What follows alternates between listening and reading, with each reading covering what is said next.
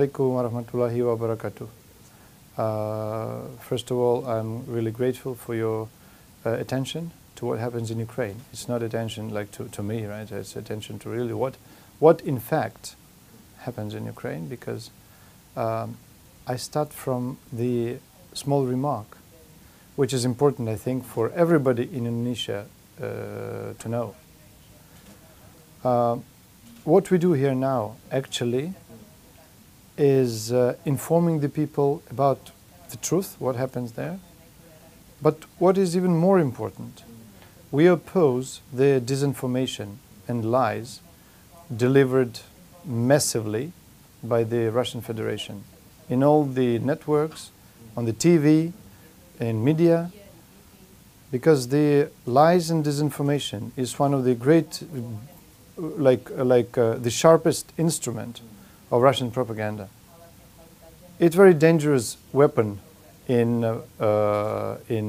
fighting against the world, I would say. And they exploit it widely.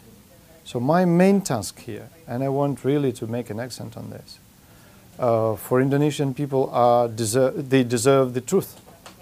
Indonesian people must know the truth, because these are sincere and proud people. I mean, the Indonesian people are sincere and proud people, like Ukrainians, yes. And they should know what really happens. If I start doing updates, it might not be very appropriate sometimes, because the situation changes every minute, every hour. So we receive the information in 2 hours when everything is over already. What is important to know? Ukraine is under attack for the 5th day, and it's not the like a conflict, which I call upon everyone not to use this word, military conflict or crisis or whatever it happens, because this again is the instrument of Russian propaganda. It is a war, and it is a very cruel war against, not against the militaries, but against the civilians. Yesterday when I came home from all the meetings, it was like 10 o'clock Jakarta time, I received the breaking news that Russian troops started massive bombing of the living quarters in big cities.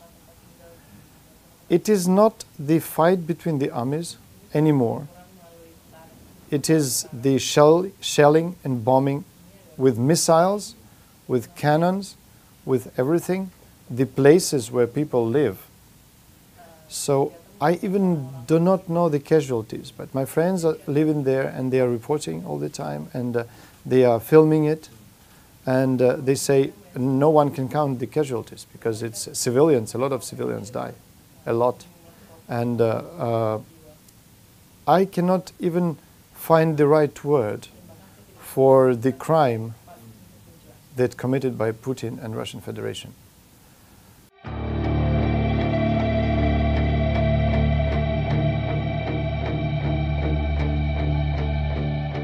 My mother lives in the very city, in the city area, and my in-laws and wife and children, they stay like 20 to 30 kilometers from the city line, so in a small town, very close to Kiev. And the situation is, well, it's more stable in the outskirts than in the Kiev, because last time I talked with my mother, they have a massive fight on the streets, like sort of 500 meters from her.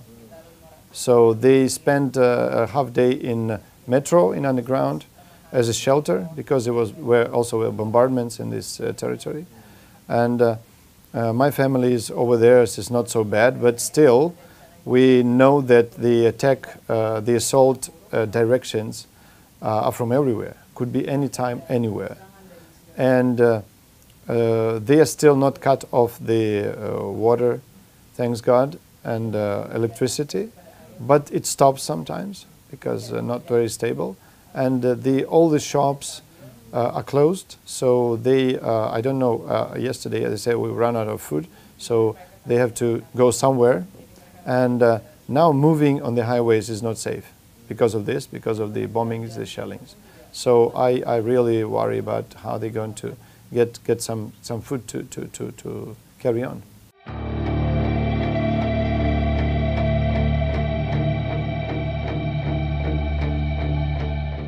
Actually, before the invasion started, everybody was warned and like say to no panic.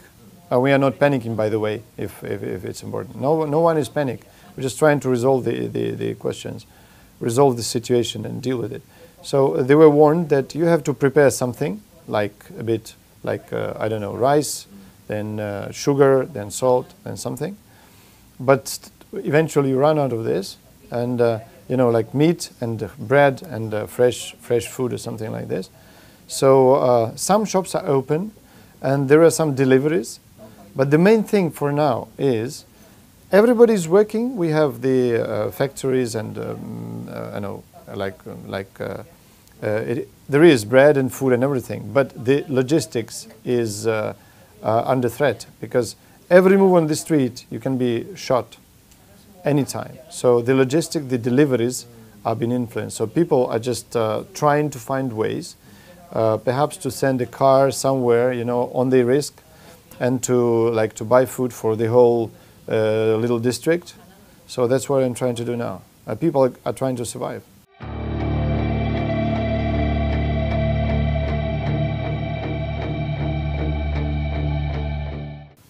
Yeah. Well, the main mean of communication is internet, of course. We are communicating through WhatsApp, through Zoom, through everything.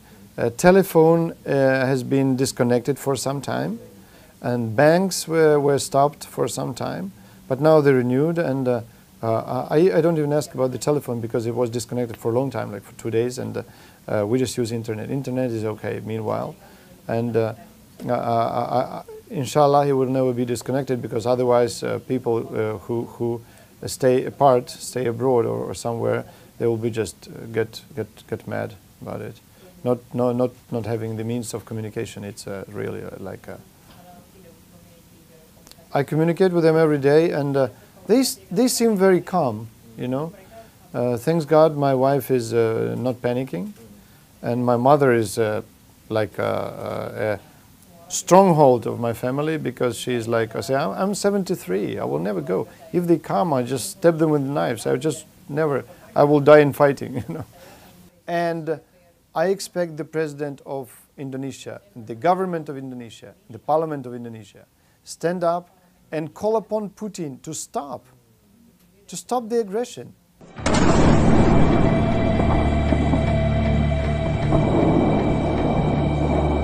Вон дрон висит, или вертолет, наверное, дрон.